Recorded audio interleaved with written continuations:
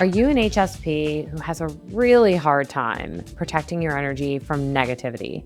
Do you feel like the people around you and their mood is always impacting you? You're really not alone. It is such a common issue for HSPs and honestly, people with all different forms of sensitivity. But our guest today, Lynn Grace, who is a fellow HSP and empath, and someone who has transformed her childhood of feeling very different into a powerful mission, is showing us exactly how she has taught thousands of HSPs to find their power despite other people's negativity, despite other people's bad moods, and how even something as simple as the way you breathe, the way you think, where your energy is, and different ways you can make contact with your body can absolutely help you deal and protect yourself from negative people. So if you're about to be around people that make you feel negative, if you work with people like that, if you have people in your family like that, this is definitely an episode for you. Debbie is also the creator of Sensitive Living magazine, which is a digital home for support and growth for HSPs, and a wonderful asset and place for you to find more information out about your sensitivity if you want to keep learning from her. So I hope you enjoy the episode and find a couple skills and ways to protect yourself from other people's negativity and keep your power. I'm happy to have you here.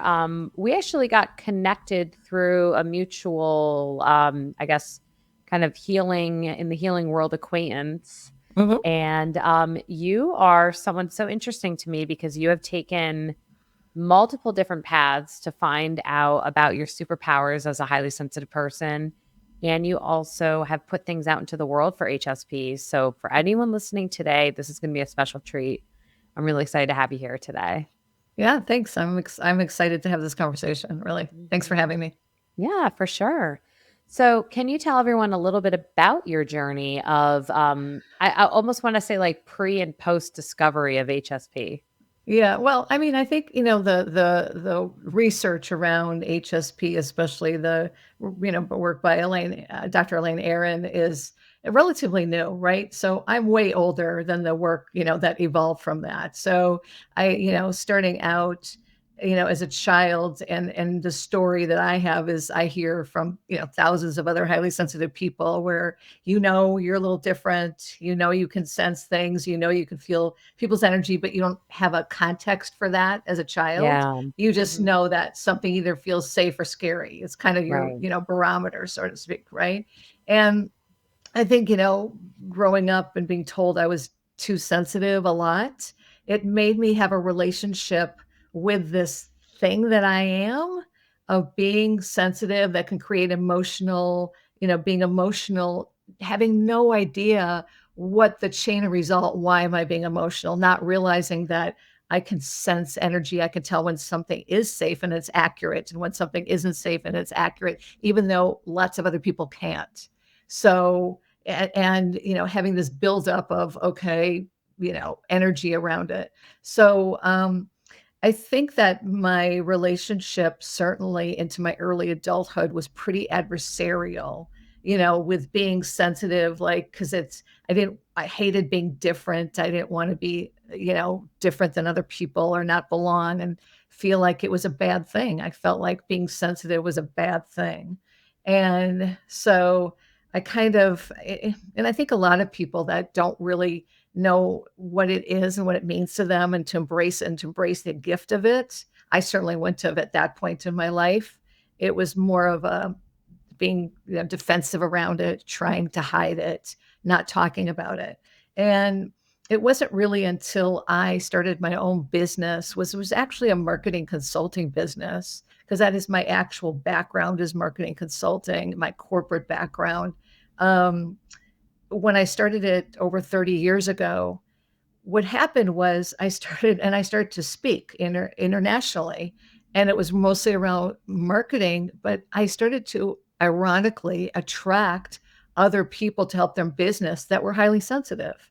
And I started to attract people in the healing world, and holistic healers and coaches, and all these people that were sort of underground with their business. They couldn't really, it wasn't even mainstream at that point for somebody that was a holistic healer to even talk about it, out 30 years ago. Yeah. And So I was talking about marketing principles, but then in working one-on-one with clients, by that time, I started to do energy work. So I started doing energy work in 1995, and that changed everything because it activated some unique gifts and talents and skills inside of me that I didn't know I had. First of all, it heightened my intuitive powers exponentially.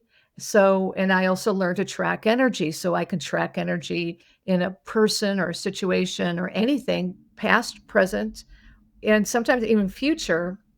If I can track it energetically, I can hone in on it energetically. I don't have to see it around the world, anywhere around the world. I know stuff, like I can know things about it and see where there's a block or an energy flow. So when I started to do that work, and I was doing that for my own healing, it had nothing to do with my business, but my business world and that and my energy world collided.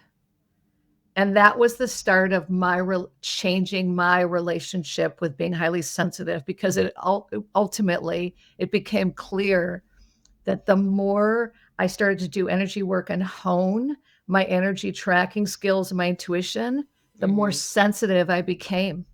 Like I was more sensitive because I was fine tuning the subtlety of energy around me. And then it just sort of occurred to me, okay, a couple things. One is this is a gift. Like this is really a gift. This is not right. And the other thing that occurred to me is my older sister was a very, very gifted energy worker, and she got me into this work. And again, she was doing it more as a practice. I was doing it just for my own healing because I was going through a divorce. And so it was never meant to be, I'm working on other people doing energy work. But it collided in that when I started to get new clients to help them build their business, I started to track the energy flow of their business. And then and then all of a sudden I would get downloads of things that people weren't even telling me about them personally. I would get like intuitive downloads of what was happening with them. And then I was tracking energy in their body. Like all this stuff started to happen.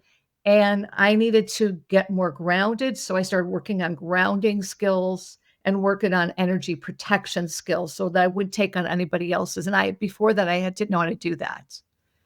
And then I started to teach that to my clients because it turns out, of course, I attracted people in the business that were highly sensitive. And it just would come up and I go, you need to know how to not take on your client's energy. And let me show you how to do that. Let me show you how to clear energy. Let me show you how to protect it. So let's just fast forward to 2015, where the way I operate is 100% different than the way I operated when I first started my business, which is I operate by my higher guidance. I do what my higher guidance guides me to do. And today I don't even, what I do is vastly different in the world than where I started 30 years ago. And at that point, my guidance said, now it's time to work specifically with highly sensitive people on purpose and to show them how to protect and to stay powerful in every situation. Oh, that excites me because I'm hoping that's something that you'll impart on the people listening today, Yeah. because hearing you say not just tracking energy, but knowing when someone's like taking your energy and knowing how to protect that and how to deal with that, I think is something that so many empathic people, for a variety of reasons, whether Yeah. it be HSP, whether it be you've endured trauma, whether it be attachment wounds. I mean, a lot of people struggle with that.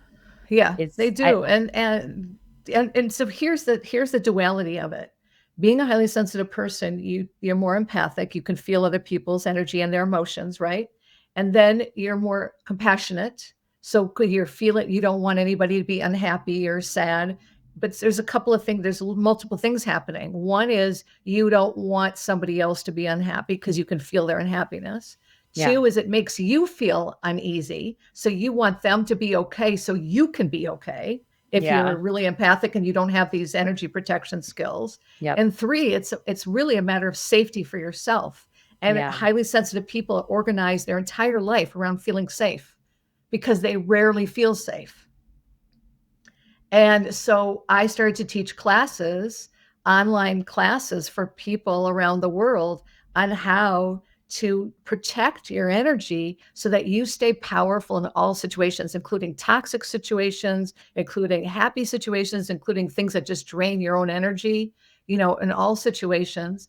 and it just blew up, meaning blew up in a good way. Like tens of thousands of people went through my webinars in the course of a few years.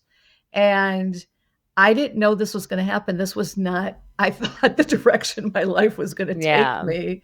And over time, I realized that the universe ultimately asked me to do it because I don't think I've ever felt more raw than the first class I taught in 2015. And I said for the first time out loud, I'm a highly sensitive person. I'd been Wow. using these tools for like 30 Right. years, but Right. I had never said it out loud and owned it. And I think the universe in its infinite wisdom said, hey, for where you're headed, this is a piece you can't hide. And what I found was that all these other highly sensitive people didn't want to have to hide it. They just wanted to be able to live with it, be able to talk about it, and to be Right. acknowledged for it. And this is so I became like a safe space and then giving them tools. So ultimately, where it landed was a few years ago. I'm like, look, when I first started doing this in 2015, and I'm not sure how long you've been in business, but there was a lot of people that weren't really marketing online or, they were just doing these practices. And I tried to find other people online who were marketing heavily in 2015. And I like this many people showed up. There was like 24 books written about it. Mm-hmm. And then in 2020, of course, when we were in lockdown, everybody came out of the woodwork.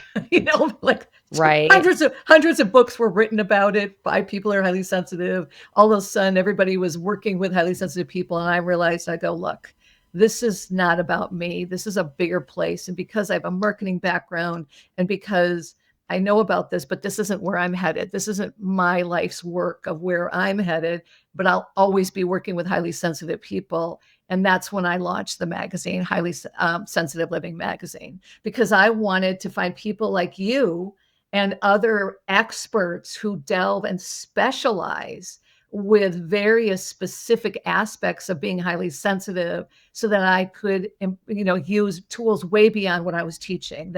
And I've learned from the people that have contributed to the magazine, because it's all written by experts who specifically work with highly sensitive people, but experts in relationships and experts in communication, experts in leadership, all these other things. So that's where I'm at today. That's one separate part of my business. I'm a publisher of this magazine because the world needs our sensitive nature. It needs our power. It needs it Yeah. so desperately. If there was ever a bunch of darkness clouds hanging over of people who are so far beyond compassion, Right. it needs us to be in our power now more than ever. Yeah. So if I could by any chance take some of what you said and really help it apply directly to those people listening to you today. Mm-hmm. You said a couple things that as they're listening, I would expect someone's thinking, well, I want to know from Debbie, how do I deal with when, my spouse is in a bad mood, or how do I go and take the big risk when other people doubt my ability to do so? Like, and I'm not asking you to impart your entire, Yeah. course, Yeah. because, Yeah. go find it, people, go do the course Yeah. with her. But I think if you're willing, it would be really beautiful if there's a way to give maybe like one or two examples of something you think the HSPs could Yeah. really actionably do today. Yeah. So let me give you the most important thing that I can say, and it's literally counterintuitive. And Okay. which is why most highly sensitive people don't do it, because it's Okay. counterintuitive. Okay. It's not instinctual. It's the reverse of being instinctual. Mm-hmm. So instinctively, when a highly sensitive person is around somebody else that they sense is the range from irritable, like just kind of irritable, to toxic. Okay. That's a range, right? And you don't like any of that range, right? It's not fun being around anybody from hey, you're just cranky and irritable, to this is really terrible situation, right? Mm-hmm. So the instinctual thing for a highly sensitive person to do is to pull in their energy field like a security blanket. So I want you to, so there's an understanding that every single human being has a natural energy field. And you yourself, everybody knows it, because when you're feeling somebody else's energy, you're going to like, a couple things are going to happen. If they're coming at you that are angry and you're a flight person, you're a person that fight or flight kind of thing, and you're a flight person, you're going to collapse your energy field, which makes you 10 times more vulnerable to Mm. abuse, to manipulation, to gaslighting. So a flight person will collapse, not a freeze person, or And a both? freeze, or both, right? Both, like they'll both, right? A flight person can go anywhere from leaving their body. So this happens. I work with a lot of people that have Like suffered dissociating. sexual abuse. They disassociate with their body. It's like literally making yourself 100% target. That is the worst possible place you could be, is out of your body. The second worst place to be is to collapse your energy. And manipulators and bullies look for people who collapse their energy field, because then they can control them. Yeah. Okay. So it means your energy field, and it also means you have a very low, no self-esteem, low self-identity. Yeah. Very low frequency if we're The talking about energy normal, too. the normal, a normal person in a day-to-day that's, you could be highly confident, you move your energy field in and out kind of based on your situation. So a normal person will move their energy field. So let's say somebody highly confident, I work with a lot of high achievers, like a high achieving type of people. The minute they start to focus their energy and get intense about working on something, they pull in their energy field. And let me just tell you, how do you know? So the person's like, well, I don't know. Where is my energy field? So I'll tell you exactly how you know. If you can feel somebody's energy, your energy's pulled in. Like if your husband's irritable and you're like, it's really hitting you and you're like, I want him to just not do that, your energy field's pulled in. If you're frustrated, your energy field's pulled in. If you feel pressure, internal pressure, like, oh my God, I have to get this done. I should do this. I need to do this. I got a laundry list of things to do, and you're already worried about them, your energy field's pulled in. If you're impatient, your energy field's pulled in. If you're in fear, you've got fear-based thinking, lack thinking, worry thinking, any of that, your energy field's pulled in. If you're already future thinking, where your future, you've already said it, thinking it's going to be shit, it's going to be terrible, pardon my language, right? You're already predicting that your future is going to be bad. Like, oh my God, I have to have this conversation with somebody. It's going to go terrible. Like you're already future thinking, your energy feels pulled in. So that's how you know, right? And what does that do? It makes you uncomfortable. Mm-hmm. Or So, irritable yourself. You almost become right? like the other person. Right. So and so when your energy field's pulled in, not collapse is just like that's gone, and you are Lack of energy. this is it. You are 100% vulnerable. Typically, a highly sensitive person, it's instinctual, like, okay, I want to protect myself. I'm going to wrap my blankie around me so you can't get at me.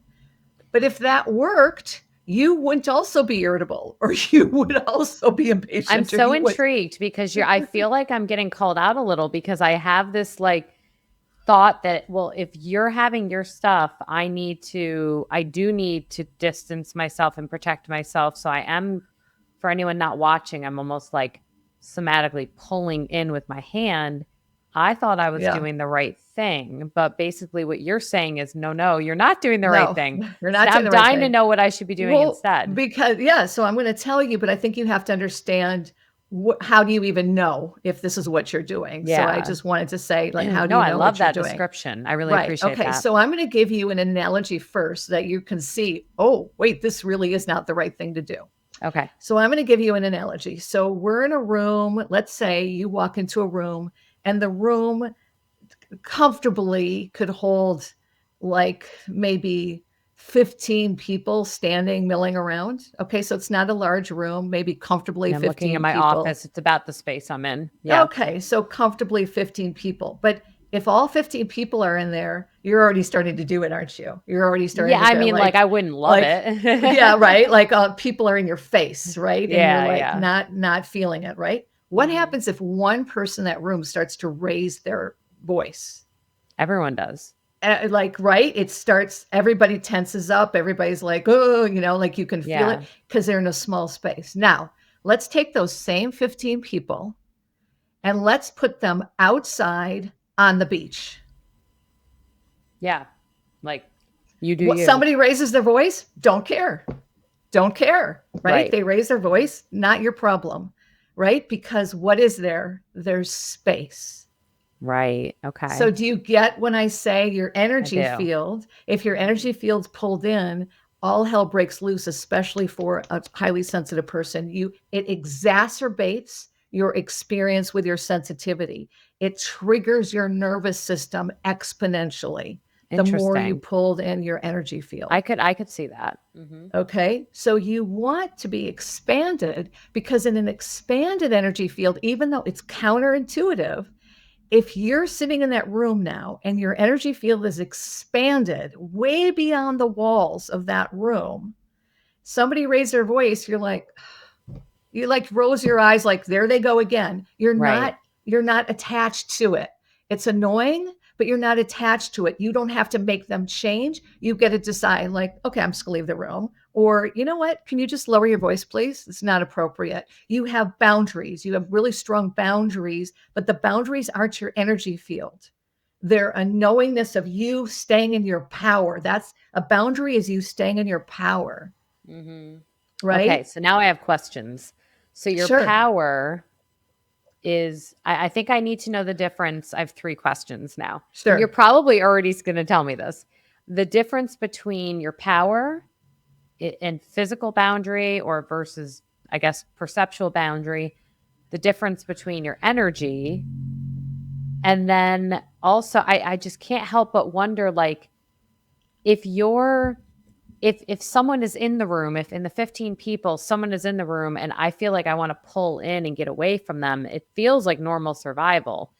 Uh-huh. The opposite wouldn't trigger me initially. I wouldn't normally think like I'm going to expand. How do I expand without then taking in their energy? Because now when I think of expanding, I almost think of like a light beaming over what they're doing. Like I'm like, now I'm everywhere because I'm just wide open.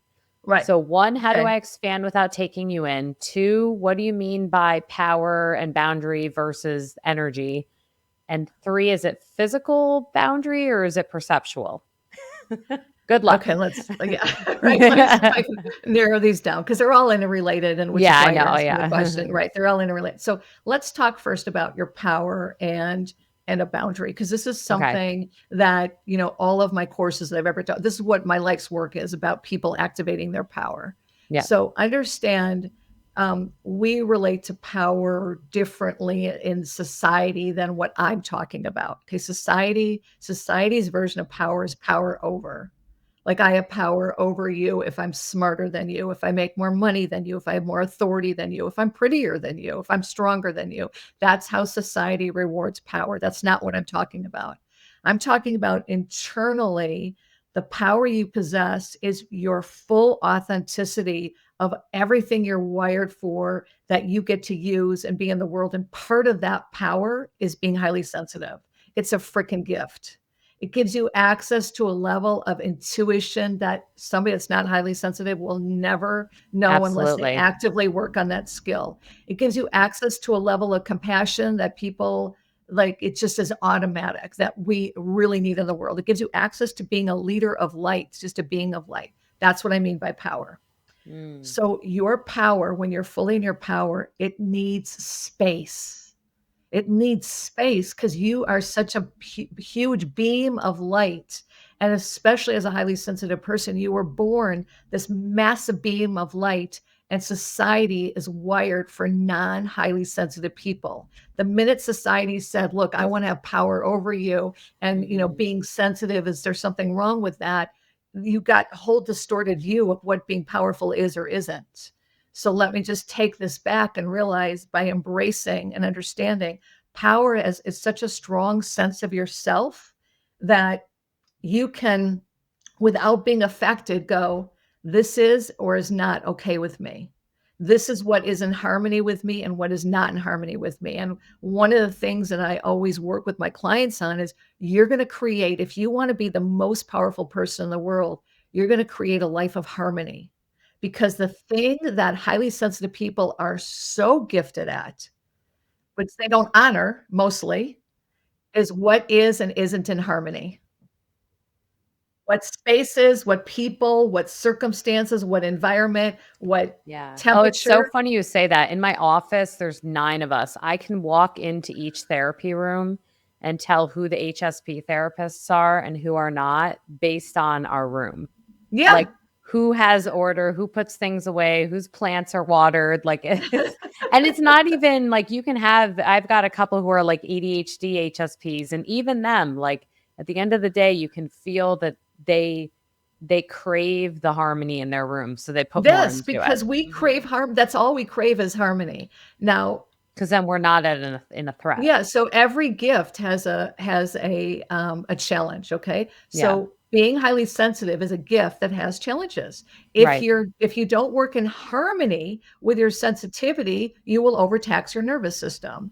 And when your Yeah. system is overtaxed, your mental system is overtaxed, right? So it overtaxes your body. So when you Right. ask me about what is your power, that's what I mean. You asked about a boundary. So if my energy field is expanded, and I'm standing on the beach. So it makes me easy for me to expand my energy field. But please know your energy field doesn't get dissipated into the world. It's still always yours.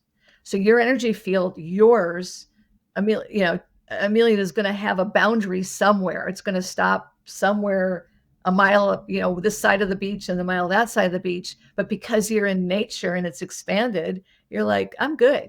So when somebody comes next to you, let's say they're like 3 feet from you and they're like, whoa, whoa, whoa. Oh, let's say they're talking really loud on their phone and you're like, what the hell? You're at the beach, Mm. right? And they're Mhm. talking and they're angry. They're having an angry conversation on the phone. They're 3 feet away from you. If you're focused on the feeling of expansion and connected with nature, you will actually not even hear them. Oh my gosh, I love this because I really relate to what you're saying. It almost reminds me of people who they try to meditate and they get agitated because they hear things. And it's like, well, what if you meditate on the sound? Like you almost invite it and you let it and you allow it You and it just you just just allow is. it. You You just just you have allow it.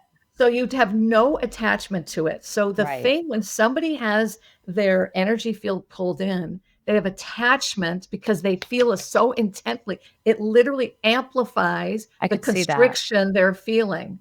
So there's not enough Yeah. space for you to metabolize. There's too much stuff happening in your space because your energy field's Yeah. pulled in. So it amplifies your own emotions, which then amplifies somebody else's stuff. That's what's happening.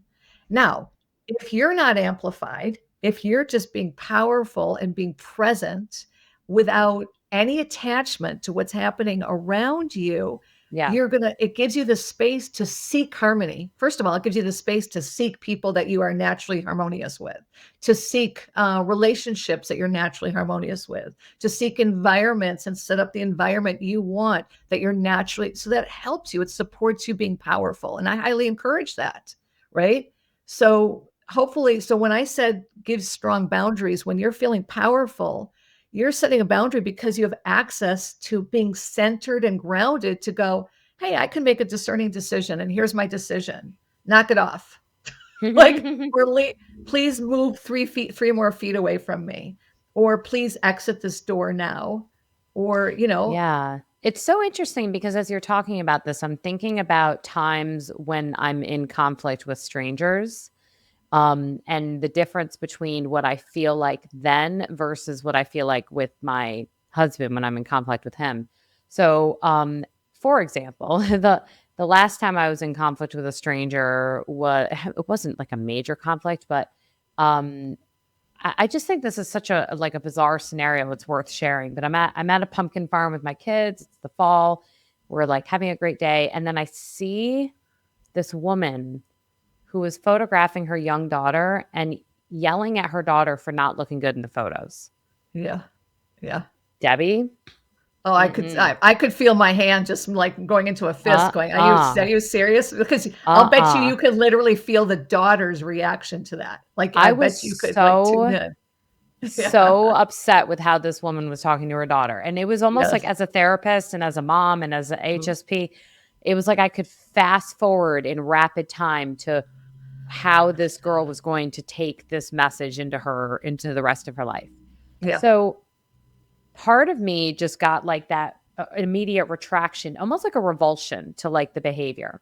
And then there was a softening. And this Mhm. thing, I almost felt like I was drawn to the woman. And it wasn't aggressive. I was just kind Mhm. of drawn to her. I just looked at her, and then I looked right at the little girl and I said, "You look beautiful. Don't worry." I smiled and I just walked away. That was my form of conflict because I was like, no, you do not get to berate your daughter because it's windy. It's not her fault. It's windy. Right. Right. So, and I think if I had been in a retracted space, I probably would have went right at the woman Mhm. and said, "You shouldn't do this and that." And then it probably Right. would have turned into a bigger conflict. What Right. I wanted in that moment was a positive memory of that little girl having this random woman come up to her and tell her, "You're beautiful." And and she didn't chase after me. So it ended up fine. Right. Right. The way my body felt in that moment reminds me of what you're saying here, where I felt very calm. I felt very certain. Right. I felt like I was looking, and I don't mean this in a disrespectful way. I almost felt like I was looking through the woman. Like Yeah. she wasn't even there. I was looking beyond the Yeah. like moment. Well, Whereas with my husband, yeah. if he is in a cranky mood, it's Right. like I could be in the living room, he could be all the way in the kitchen. We could be super far away from each other, and even just like a little huff out of his mouth. And I'm like, "What?" Yeah. So help me here. Right. Okay. Well, I want to address the first thing you said because there was something you didn't say but was actually happening, which is What's that? really powerful. Because you were spacious in that moment, okay? You chose spaciousness, which could have helped that you were outside in this pumpkin farm, right? You weren't in a, Probably. And in my a room. children were somewhat nearby, so I didn't want, Right. there's a So, lot of reasons, but but you had yes. access to discernment and higher guidance. You Mm, had multiple options, and the angry part that was attached to what this woman should not be doing, that would have been getting up in her face and, yeah. saying something, right? I'm a Mm, therapist and I know better, whatever it is, or whatever it could have looked, yeah, all the the things uglies, I right? was actually thinking. Wanting to say in your head, right? Yeah. But you didn't. You went the high, you said you could look through it because you went to a higher vibration because you had the space to do it. And so you made a discerning decision. That's power. Yeah. That I is felt you powerful in that using moment. that's you using your power. So that's a great example. So now let's Feel look free at to your steal yeah. it. No, I think that's just a great, but for Yeah. you, it's helpful for you Yes. now to say when you're at home and your Yeah. husband breathes funny and, and you're I'm like like, laughing at myself about it, but right. it's very visceral. And you're feeling the reaction you're having to that. You're feeling it. The question you have to ask yourself is first, where's my energy field? Because I will guarantee it's Mm. pulled in. My shoulders It are was up like up in here. my head. Yeah, up here. Okay, so if your energy flow is not moving down your body so that you can literally feel the connection from your toes to the floor, your energy field, the more your energy field is pulled up means you have no flow from your neck down. It's when people get headaches, they get shoulder aches, they get back aches, they get stomach aches because there's no flow from the neck down. Right. The more you have energy field pulled in, the less flow you have. So that's why I work on grounding so much that in all cases, like right now, I'm highly aware of my butt touching the bottom of my chair because my energy is below the belt. It is not up here. So I'm very relaxed right now, but it allows me to expand and energy and track your energy when what you're saying, right? And you're a therapist, right? So therapists are always tracking energy of what their clients are saying and being right there with them, right? So the first thing you can do is get honest to be accountable when your husband, because you have no attachment to how he's being. He can have a crappy day and you can let him have a crappy day and you can still be happy. So hard. It's not hard when you lose attachment.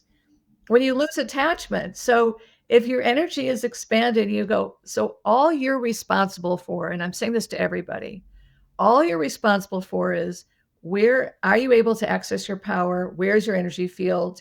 And are you grounded? That's all you're responsible for. You are not responsible for, there's always going to be people that are irritated, always, including you. There's always going to be people that say nasty things. There's always going to be people that have judgment. And coincidentally, there's always going to be people that compliment you, that love you, that think you walk on water, that think you're beautiful, that think you're powerful, that think you're smart. Both exist in the world. If you spend all your time as a energy worker being a highly sensitive person, because you're an energy worker, you're always navigating energy. If you spend all of your time and energy trying to figure out how to navigate other people's emotions, you are going to be exhausted before you ever hit the pillow at night. Yeah.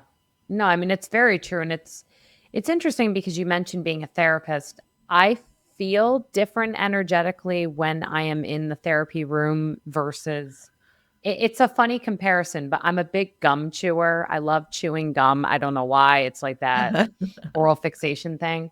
Uh-huh. But I cannot chew gum when I'm doing therapy because it like completely distracts me. Uh-huh. It's just so, and I bring it up because it's like a physiological example of how my energy shows up differently. And it used to actually, I'm going to be completely transparent with anyone listening. When I first started this podcast, I was showing up with kind of like podcast interview energy. And I felt a rigidity of it. I felt like I was Yeah. being like an interviewer. And then eventually along the way, I was like, wait a minute, at the core of it, I'm a therapist. Like it's so ingrained in like my energetic expression of who I am that I kind of let go. Like I said to you at the beginning, I was like, here's what we'll probably talk about. We'll see where it goes. Because at the core of it, I feel more connected to you and I feel more connected to people who come on the show. And I honestly feel more connected to people listening if Yeah. they know that I'm really like relaxed and probably to your point, expansive and just kind of Right. open because you're halfway across the country from me. The Well, way I that's the can point. relate is by So opening up. So you're expanded, allowing my energy to be in this energy field, and your energy field's halfway across the country. That's what's available to you. When you're at home, all of a sudden you're in your own four walls. You pull in your energy to the four walls and you have a different hat on. You have to think to yourself, everybody operates through different identities. So you go Right. home, you're the identity of a wife, you're the identity of a mother, And a your gum chewer. identity a gum chewer, right? Identity of a homemaker. You've got Yeah. lots of different identities. Right. So you have to think to yourself, oh, wait a second. What the commonality, though, is I'm still me and I'm still powerful. And that's what people forget. So it's why somebody can show up really powerful, like you can show up really powerful as a therapist, but then all of a sudden don't like yourself when you get into a situation with a girlfriend and you're like, why did I act that way? I know better. I treat people with this, right? Like, why did I do that? Because you had a different hat on, a different identity. So you get to see where are you showing up powerfully and where aren't you. But a couple of things that are going to make it easy. So, otherwise, it's a lot, right? For somebody to take in. Yeah. But the easiest thing to do is, first of all, your body never lies.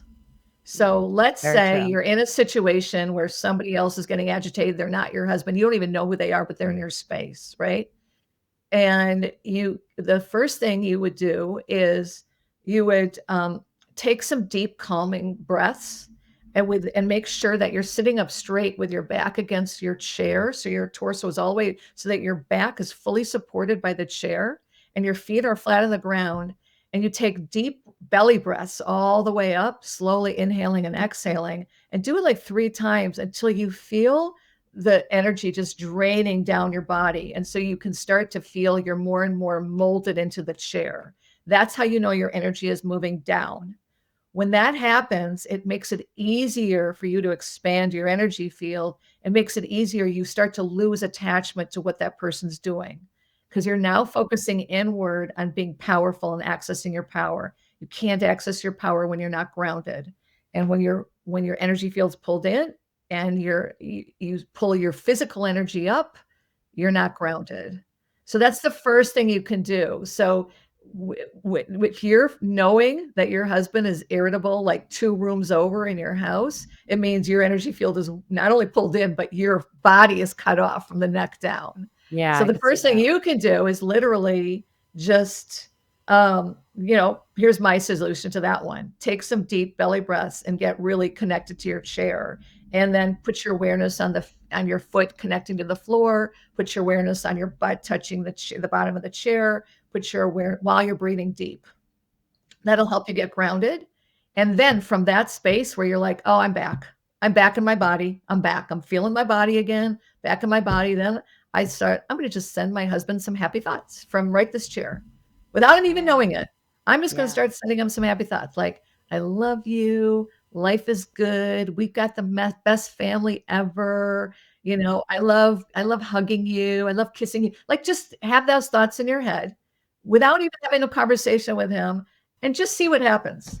He's going to get that transmission. Just get but then let it go. Let him be whatever he needs to be. Right. But my sister once told me, my sister's a therapist, and my sister once told me that she did this exercise and she did it daily. And what happened in this exercise? And she proved what I just said. She was working in Hawaii for a while, and they had put her up. Her company had put her up in a high rise, so she was like on the 30th floor.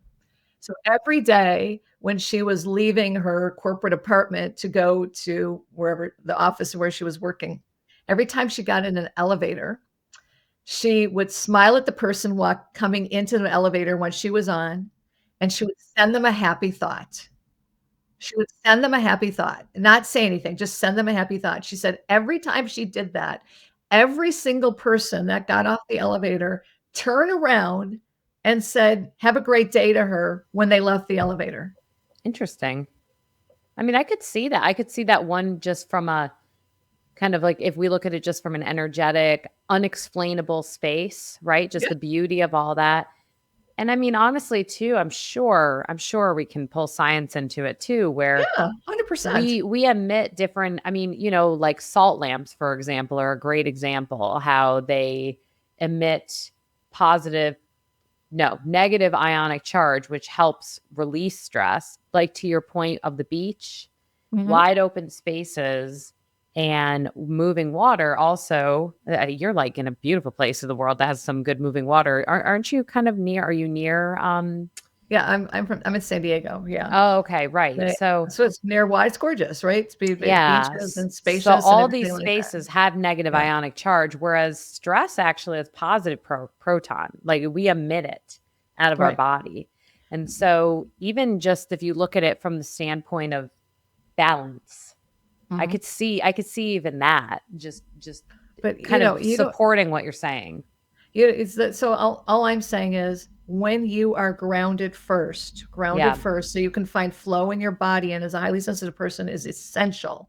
It is the thing that I teach. I've been teaching it for over 30 years, just grounding, how it changes your life. When you get grounded first, and then you expand your energy field, what you have access to is your power. What you have access change your state completely. You change your state. You have access to discernment. You have access to making decisions that are powerful decisions that you don't regret. You have access to unattachment, no more being unattached to what's going on around you.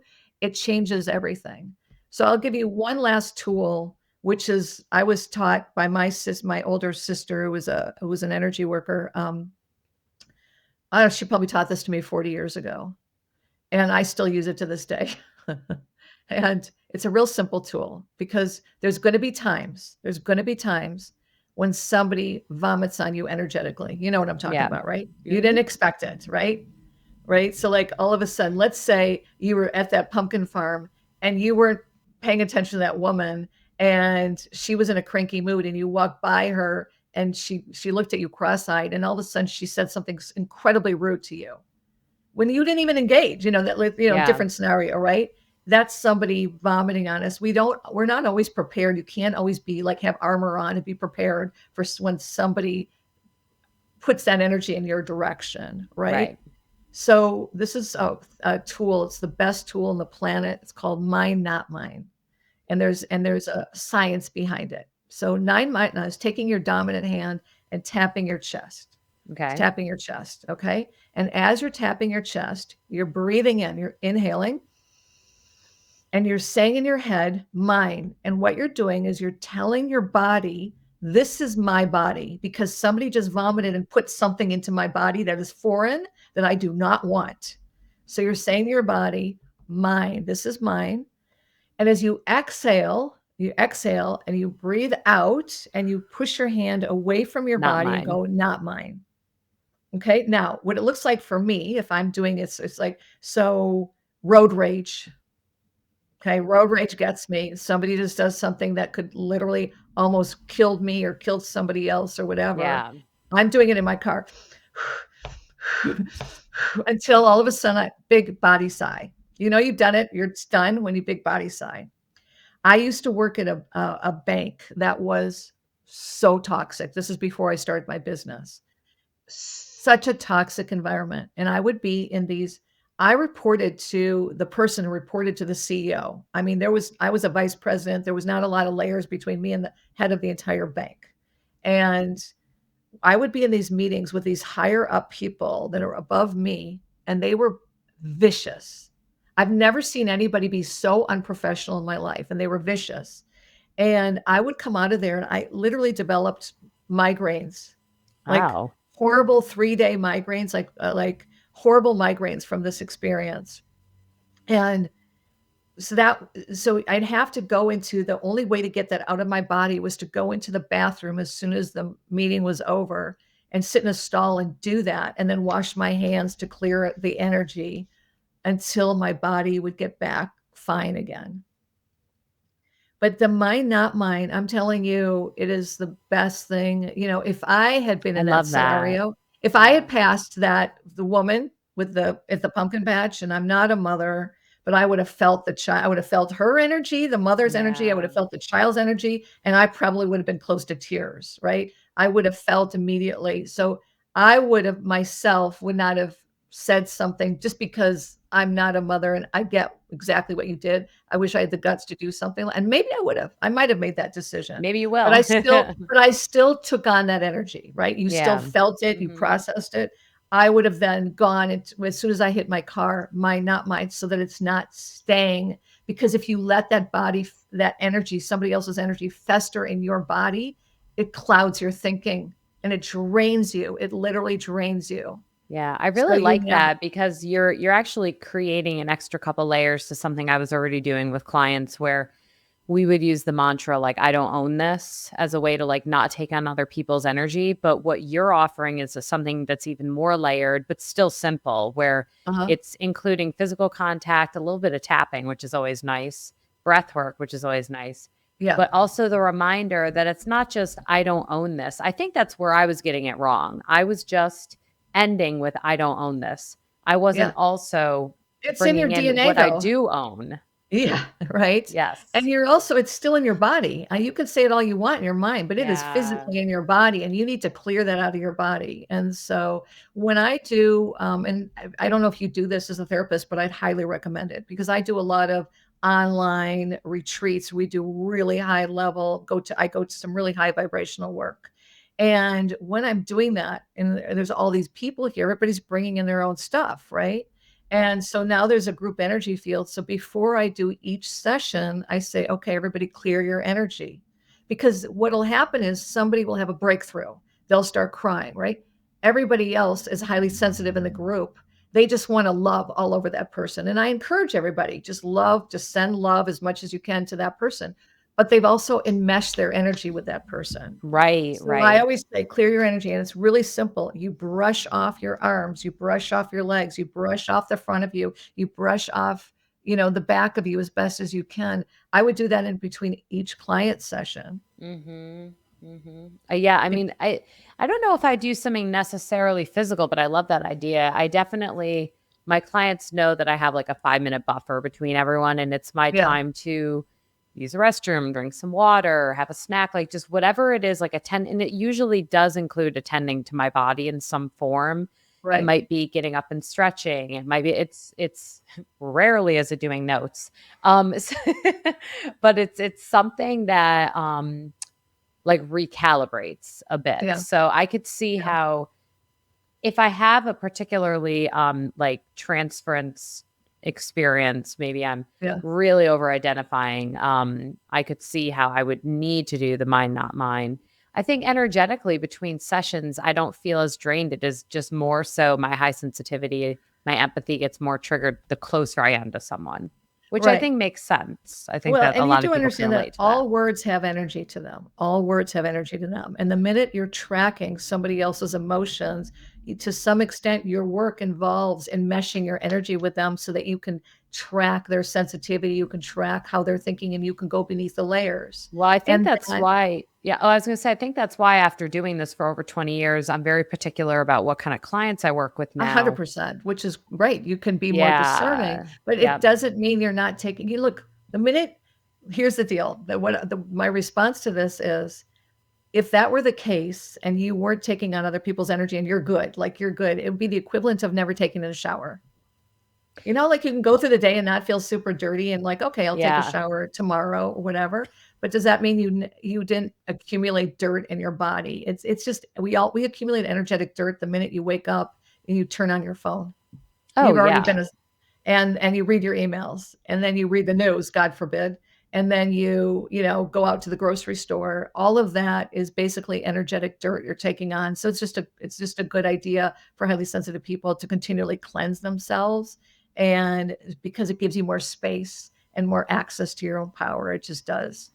Yeah. It's interesting too, because I think about, gosh, I could talk to you forever about this. I'll have to try to think of a wrap up question because we could keep going. But I think of even like my therapy space. I have a very, I love it because it's big. There's big windows, and in between my client and I, we actually have a lot of space. Like there's a Mhm. big, huge pallet table that my husband had made when I first opened the practice. They have their toys and their tissues, and I have my toys and my tissues, and like we've Yeah. got the light coming in, we've got Yeah. plants, and like I'm very aware of. They even have it's funny, even consciously, like I have an air filter next to them. Like there's all this Yeah. like Yeah. it feels That's like a clearing type of yeah. intentionality in the space. Yeah. I couldn't imagine. I think back to some of the rooms I worked in early on when I used to leave therapy sessions with back pain. So I think that too makes me think of like anyone listening where we're talking about these amazing, I'm so grateful for these really practical things that you've gifted people with today. Um, but that even just like there's ways to look at your space. We can almost have a whole nother conversation about Right. like, That's goes back to what I said about everything is in harmony. right, Like how that you you're set that up your space. our Yes. environments are very important. And as the more Yes. harmony you can put in your environment, the easier it is to be able to get the gift of your sensitivity instead of being annoyed by it. You know what I mean? Because when something's Yes. out of order or it's not right or the lighting isn't good enough or the ceilings aren't high enough or there's not enough windows, whatever it is, it's going to agitate you. And when something agitates you in your environment, it's literally your body telling you, ding, ding, ding, ding, something's out of alignment. And you put it in alignment or leave the space. You know what I mean? Or create spaces that are in alignment because it brings out the best in you. And we want to give the Yes. best to the world. Yeah. Love that. Change it or leave it or expand it. Those are the the bullet points. Yeah. Debbie, I really enjoyed this conversation. I just really I'm so appreciative when someone comes here to this space and like I said, just provides that like in the moment opportunity for healing. So thank you so much for doing that for everyone. And You're welcome. for anyone who loved just the tidbits you did give and they want to maybe take one of your courses or read your magazine, which I'm going to be writing for, Yeah. where can they find you, follow you, get all these great resources from you? I tell you what, because I know you're gonna post this, right? Yeah. And so Hmm. it'd be like I'm gonna give you a link specifically to the course that I did for highly sensitive people because it's an online course Awesome. that shows you exactly how to stay protected in every situation. It goes beyond, it expands really in depth of some of the things that I just talked about today and goes beyond that. So I'll give you a link to that course and then a link to where you can get on my list to get to access the magazine. Okay. And yeah, And the get it. magazine name again is? Sensitive Living magazine. Yep. Awesome. Yep. Okay. Well, Mhm. Debbie, thank you for coming. Come back anytime. We'd love to have you. This is a great conversation. It was really Yes, nice. And I I agree. honestly, you and I we're here to do the same thing. We're here to help highly sensitive people be as powerful as they can be out there in the world through our own methodologies and because we're the leaders of light. We are. I love There that. you had to be born that way for a reason. I mean, you're the gifted 20%, but you had to be born that way for a reason. And it's for the best reason, not the worst reason. It's for the best reason. So Love that. And that yep. goes for all of you listening. Thank you, everyone, for being here, and be well, everyone.